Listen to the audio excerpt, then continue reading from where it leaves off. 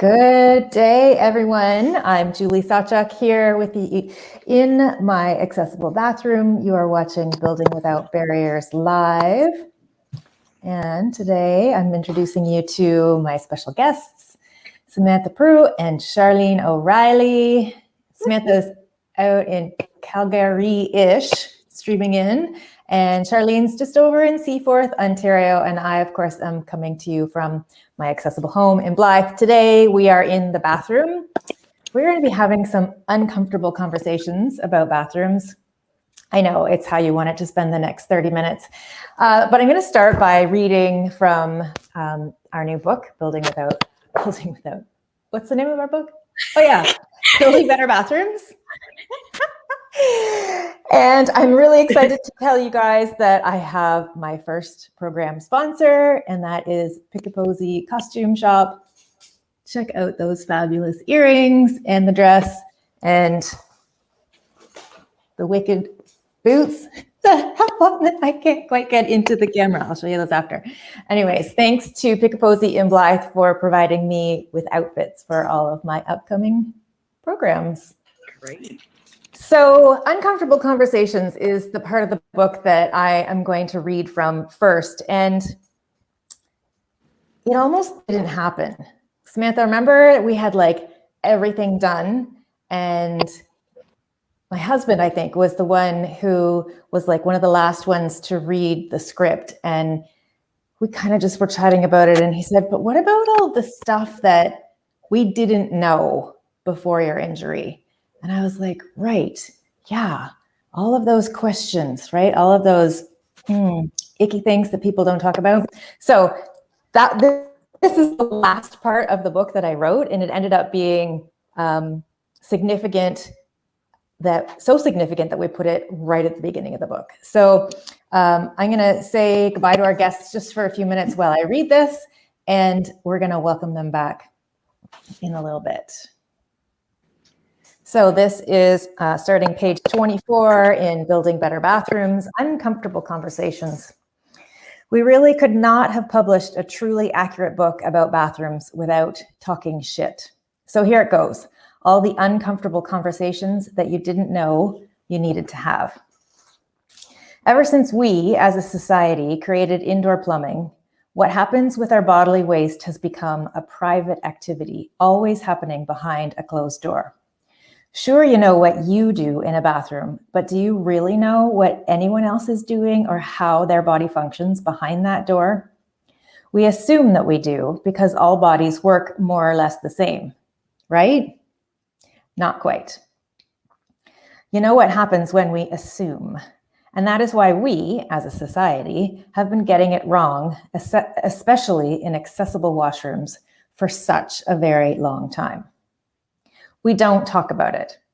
The way in which waste comes out of our bodies is a taboo subject, considered to be an improper topic of conversation, which is so ironic because everyone uses the toilet. Now let's take that one step further. If we already don't talk about it, what happens when somebody's body does not function like the average person's does? It becomes less likely to be discussed because when your body doesn't work normally, we feel shame. In only the most very private conversations, like with our doctors, do we talk about incontinence, bowel leakage, heavy menstrual flow, and the like. So now it's time we bring it all out into the light and explain what's really going on. People with disabilities experience such a wide range of body dysfunctions that we could never include it all here. But we want to describe some of the outcomes of having a disability in regards to using the washroom. First, vision loss. Throughout the book, we talk about tactile features like braille on signs and a center line indicator for the urinal. That's how people who are blind or have low vision know where they are. They feel their way around the bathroom, a room where no one wants to touch anything. This is why a simple layout with no protruding objects and good color contrast between walls, floors, and features is so important. And hand washing, a sink, within reach of the soap and paper towels without having to feel to find them, that really matters. How about hearing loss or deafness? Think safety. As we know, bathrooms are places for people to be alone, and if you can't hear that an emergency is taking place, you need to be notified by sight. That is why having both audible and visual, like a strobe, fire alarm, is needed in every space where someone could be alone. Not just in the universal washroom, but in all washrooms, showers, and change rooms. In this book, we talk a lot about building beyond code. This is your first example of that. Arms, hands, and fingers function with strength and dexterity to do things like pulling the toilet paper out of the giant toilet roll, turning on the taps, pulling the paper towel out of the dispenser, and opening the door. Now, stop to consider the numbers of arms, hands, and fingers that don't have the required strength and dexterity because of multiple sclerosis, spinal cord injury, paralysis, stroke, arthritis, Parkinson's, or so many other conditions that alter hand and arm function. Asking fingers to get the next square of toilet tissue or turn a lock might actually be an impossible task. That is why we write about the easier to use exposed toilet roll and graspable D-pulls and locking mechanisms. They make such a difference. Pulling a paper towel with two hands, evenly placed on either side, on either corner of the next sheet of paper is difficult, not just from a dexterity perspective, but also with strength and balance. I, for example, do not have the core strength to have both my arms up and away from my body. I am one of those ones who leaves that half paper towel ripped at an ankle dangling from the dispenser. Before I became a person with a disability, I thought that a transfer was something that happened between bank accounts. But in this context, a transfer is something that a person does from one seat to another. For example, from a wheelchair to the toilet. By sliding or lifting with their arms, by someone else's arms, or a mechanical lift. Transfers require upper body strength and core balance and properly placed grab bars, and they're absolutely essential. When I transfer back to my wheelchair from the toilet, I place one hand on the seat of my chair and one on the horizontal grab bar, extend my arms, lift and pivot my lower body with one fluid motion. Without that horizontal bar and the toilet at a comfortable height above the finished floor, that transfer is not that easy. And I am just one example. People who use grab bars all use them slightly differently. I also use them to lean side to side, to pull my pants up and down, down and up again. Now we need to get to the nitty-gritty, bowels and bladders. Everyone has to empty both, but how that happens varies according to how much function or dysfunction the body has. Some bladders require catheterization, a sterile tube inserted up the urethra to the bladder, which drains urine. This procedure is done many times a day and must be done with sterile techniques and equipment and requires that gap in the front of a U-shaped toilet seat. People whose bowels don't move on their own, because of paralysis, for example, may require stimulation from suppositories used with gloves and lubrication. We talk later on about people having stuff that they need a place for when they are in the bathroom. This is what we are talking about. The proximity of hooks and shelves by the toilet goes a long way to help people juggle their provisions of excretion. Which leads nicely to talking about disposal. Used catheters, gloves, wipes, feminine hygiene products all need to be placed in a waste disposal without getting off the toilet. All women know this, but men, I'm talking to you.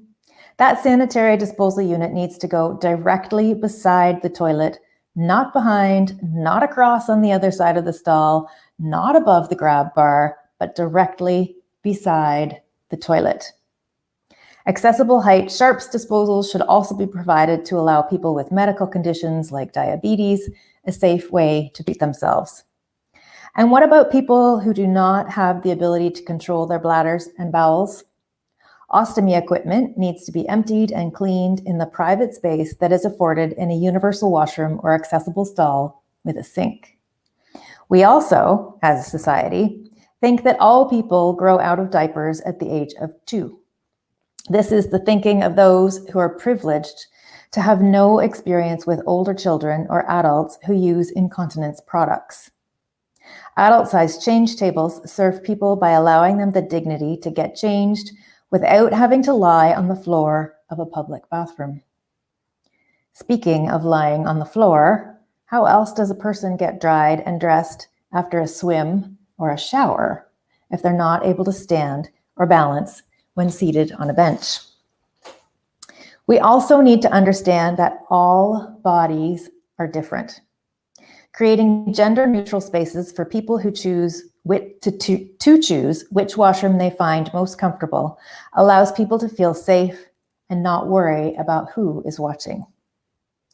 These are just a few of the uncomfortable conversations that we, as a society, have not been having, and why accessible bathroom design is so crucial for so many people.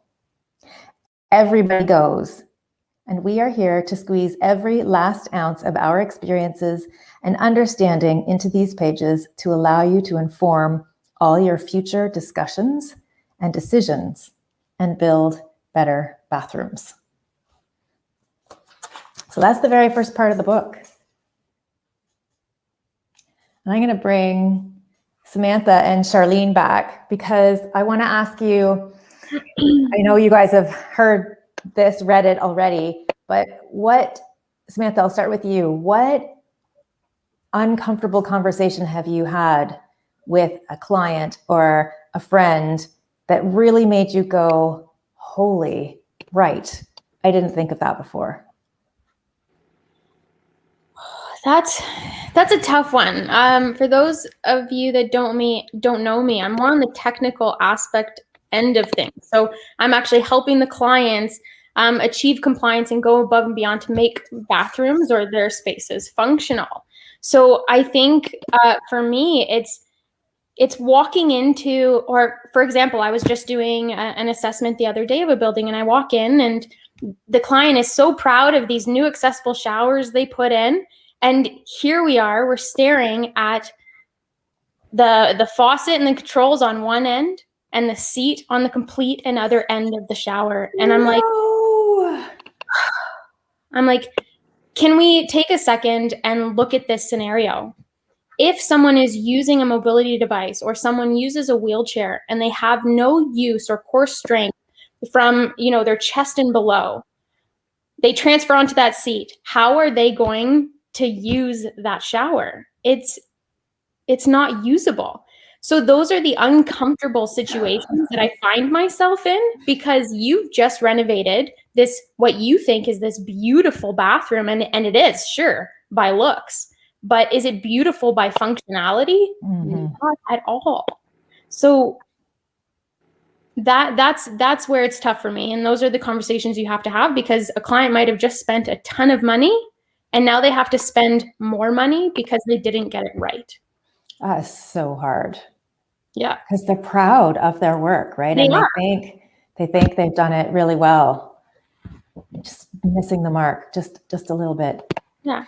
Or Charlene, when you walk into a bathroom, for instance, and you have like a toilet and the grab bar is 2 feet plus away from the seat. And you're like, is anybody actually going to be able to use that grab bar? But they've never thought about it because they've never been in that situation, or they really have never had conversations with people with disabilities from the get-go. So when you don't have that experience, I get it. But at the same time, nothing about us without us saying is like, get someone involved that knows what they're doing and how to make something functional. Charlene, you and I have these uncomfortable conversations all of the time, right? But most recently, we had a conversation that I have not ever had with anybody, and that is about bidets. So can you refresh us about where that conversation started? I've tried to think about where has it all started, like from, not sleeping in the middle of the night and watching home shows and, Home Hunters International and okay, all these bathrooms have bidets. Why is this not the norm here to COVID, no toilet paper, people are buying bidets off the shelf, and I'm thinking, why is it that there again, is it too uncomfortable for people to talk about that they're using a bidet? And then, I sit on different caregiver committees and things that have, like, I'm a caregiver of a child, but when you're a caregiver of a senior, or maybe they have had the stroke, maybe they have had, well, it doesn't have to be a senior, it could be the teenager with the broken collarbone from hockey or things like that. How are they wiping? What teenage child wants to have their mother, I mean, I haven't had that experience, but another caregiver talking about it, or if it is a senior, hey, do you want to go into your aunt's bathroom? And of course we all would, right? We're a caregiver, but what if there's a bidet? Doesn't that provide a lot more dignity and independence? We're all looking for independence, and as our son grows, I think, wouldn't that be great to make sure that things are clean?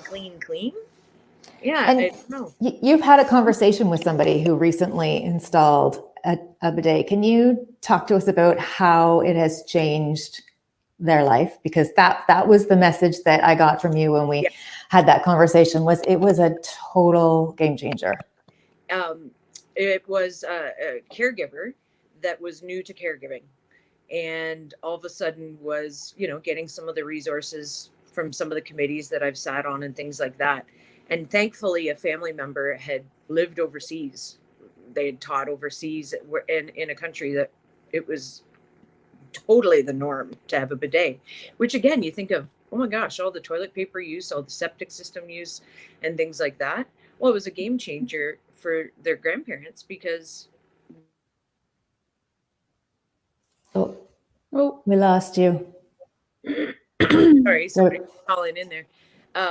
It was just a complete game changer because even setting up the caregiver schedule, the PSWs, it wasn't all around the bathroom because these seniors could get in, whether it was a hip replacement, a shoulder replacement, whether it was, recovering from a stroke, things like that.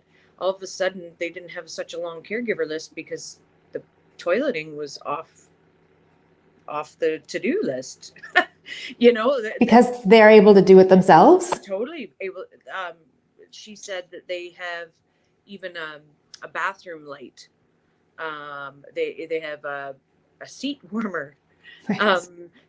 I haven't used one, but I'm thinking, why doesn't every home have one? If all of a sudden, like they said, there was like a self-cleaning thing too, so it wasn't like that the home care had to come in and clean any instruments or anything like that.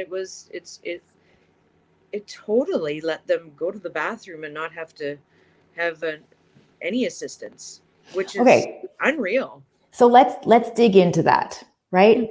Mm-hmm. Not needing assistance. Yeah. How does a bidet work? Well, I haven't used one, but my understanding is right now I'm thinking, how many watchers are going to go, that's not how it works. My understanding. What's your understanding? Yes, is that it's literally like a stainless steel, like it's hooked up to the water system and it's plugged in. So again, I'm thinking, Samantha, like from the technical aspect, we're not thinking of putting electrical outlets by the toilet, and we should be. Right? Right? But not everybody's thinking that. I wasn't. I'm thinking, what's going on? There's a remote, she said, on theirs. And so I would have to look to see, because I thought, okay, again, dexterity, that's not going to be everybody's forte. But I'm assuming that there are buttons on the bidet as well. There's also bidets that are the actual piece, but this one that she said was a toilet seat, like that was added on to an existing toilet. Right. And she said that it was completely Now everybody has different perspectives on affordability too, but she said it was totally affordable. And again, why you can't put a price on dignity and independence. So then it's literally like a button of wash, dry, like it even has a dryer on it and different temperature control, because of course somebody being like, I live with MS, heated toilet seat, no heat please, nothing, no thanks, so it was nice to hear that there's different options out there. So even when I went online, I was kind of like, whoa, oh yeah, okay, do you have a round toilet seat, do you have an oval toilet seat, do you have, there seems like there sometimes when I look at things like that, I think, okay, overwhelming with choices. And then I think, thank gosh, overwhelming with choices. It means that it would suit more renos or things like that if there's more choices, because maybe somebody doesn't, needs just peri-care, right? Like I'm thinking of like an older child, if they have their cycle and things like that. Well, how does that work? Right. And whereas if they were able to sit on the toilet themselves, I think that would be hopefully a big infection control, peri-care. Yeah. So it just, the bidet, all of a sudden conversation came up, and thinking, even myself, I'm thinking, okay, right now living with MS, I'm okay, dexterity and things wise, but to know that I don't have to ask someone if that does change, that's pretty empowering. Samantha, you're dying to ask a question. Yeah. I am. So here's the thing, and I know you haven't tested one, and I haven't tested one either, but it's not just from like a disability perspective. I think this is something that all mankind can benefit from, and I know in other countries they're using bidets, and when they come here to Canada and they're like, you use toilet paper? Yeah, well, right. You know what I mean? And they're grossed out because there's a cleanliness to it. My burning question is though, like, does it clean everything? Like, does it really remove everything? And I mean, I love the idea of having, I guess it washes you or rinses you, I think is a better term. And then like an air dryer, I think that'd be wonderful. Does it still remove you from, do you still need toilet paper? Do you still need a cloth, etc.? Those are kind of my questions that I'm curious about. My understanding is not. That literally, like, because that's what I'm thinking. I'm thinking, okay, so you're still using toilet paper. There's got to be times where you've left had too much coffee, or I don't know what, you know what I mean. Like, but my understanding is that they don't, and that there's different pressures of water and things, and yeah. Well, and one of our viewers has just written a comment. Thanks, Jen. She says there's very simple ones that attach to a standard toilet that don't need power. No drying or heating option, but cleans well. So you're right. Like in terms of choice, the variety of things that are out there, you don't need to have power. If you are setting up or renovating or building a new bathroom, I highly, highly recommend putting a power outlet beside the toilet. And you'll see that I have that here. And you'll also see that I have a hairdryer attached to it. That's a relatively new installation. I put that power outlet in when we did the construction of the house. And at the time, I didn't know really what I was going to use it for, but I'd had lots of advice from people saying, make sure you put one in. And what I have since realized is that when I transfer from my shower bench back onto my wheelchair, I'm soaking, right? And yes, I put a towel down, but I'm still soaking and I'm dripping, and I often soak right through that towel, and then my seat gets wet. So I transfer a couple of times. I get off my shower bench into my wheelchair, and then my wheelchair, I sit on the toilet, and that is where I dry my legs. I use the towel, dry underneath me and everything. But if my seat is damp, then I'm getting back into my seat damp. So instead, now I have this lovely little like hotel style hairdryer, and I just and literally dry my seat. I've also used it to dry my feet. Because putting socks on paralyzed feet when they're even slightly damp is really challenging. Oh, Like, yeah. ask my friend Elaine about putting socks on my feet after swimming. It's like, Or we just, caregivers putting socks on. Yes. right? Exactly. I just end up like throwing them in my bag and putting on my boots. Forget socks. So there's another use for having electrical beside the toilet. It's always going to come in handy, and you just don't know, right? And maybe if there's not a dryer on the bidet or if it's broken, it's right there. Exactly. Well, But like, how do you know that without this conversation, right? Like, now we're gonna start seeing blow dryers next to toilets, and people are gonna be like, I'm sitting on the toilet doing my hair, multitasking. well, and even that's what I thought. Okay, so what else are people using the electrical outlet for? Right? Like Yeah. when you said, "Oh yeah, it's here," I'm thinking, "Oh, so they're always there." Like so what are people using? And one of the projects that I helped with here in town, up at the Rutledge Construction, they built an accessible rental unit, and I helped them with the design and whatnot. And as they were doing the electrical, I went in to look at where things were and give some advice about that. And I said to Aaron, the builder, I said, "Can we install an electrical outlet beside the toilet?" And he looks at me and he says, "Okay, as long as you tell me why." And I was like, "Okay, sure, I can tell you why. There's all sorts of things, a bidet or whatever." And one of the things I said was, like a toilet seat lift, right? If somebody needs assistance getting up off the toilet, there are devices that you can raises the toilet seat and helps you get back onto your feet, right? So, and there's all these things yet that we haven't even invented or might be out there and we just don't even know about yet. So. Well, and that's what I'm thinking for our son's lifts, like for the Hoyer lift or the ceiling lift. If all of a sudden you're needing to, it's nice to have plugins everywhere. Yeah, exactly. Yeah.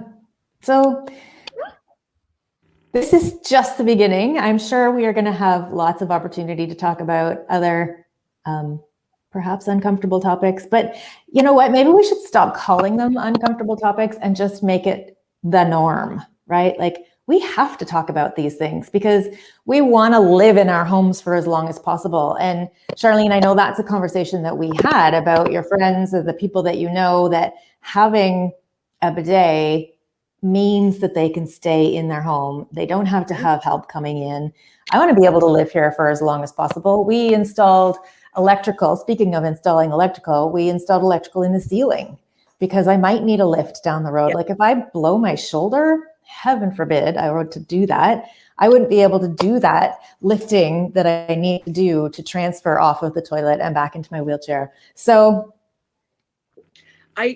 we've always, and again, because we've transitioned out of the baby years into, older diaper changes, and it's a home, and I've often said, everybody poops, right? Even flies poop. Right? Like, and I've said that so many times because thankfully we're so accustomed to it around here. But it's those moments where, where we say, "Oh, we're not in Kansas anymore, family," because, where do you put the adult size diaper in the middle of an arena?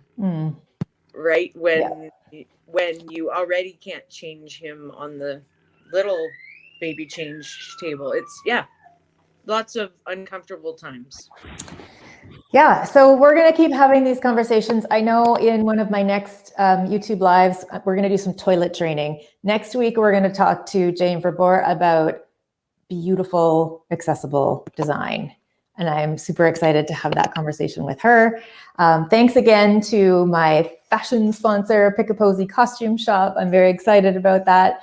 And those of you who were here last week, or if you weren't here last week, you missed out on a conversation that I had with Jim Close about getting out in an emergency. That video is up on my YouTube channel. And I've also posted the video of me using that emergency escape chair at the Cowbell, so that you can see how it works in case you're interested in knowing more about that.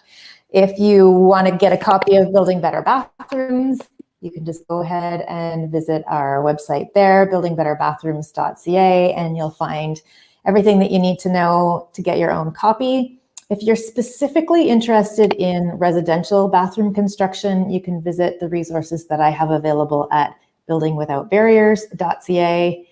Thanks for joining me today. Thank you, Charlene and Sam, for coming. It's been so fun, and I know we're going to do it again. Thanks, everyone, for tuning in. Please subscribe to my YouTube channel, and you'll get updates. Charlene, you have something else you want to add? Just one last thing of talk to all the business owners that are struggling through this lockdown and different phases of COVID to make sure that when they see the look of panic from someone's face, Yes. begging to use the bathroom, we understand there's a lot of rules, but it's going to be more work if you don't let us into the bathroom in a hurry. So I just say, I don't, again, it's an uncomfortable conversation that I think if we have with some business owners before, that there are some exceptions that we need into the bathroom. Yeah. That would be great. And I've been in that situation too. Like, please, please, please. I know this bathroom is accessible. Nowhere else is. Let me in. Yep. Like begging. Yeah. So thank you for saying that. That's so important. All right. Checking out for today. Have a great week, everyone. Thanks. Thank you. Bye.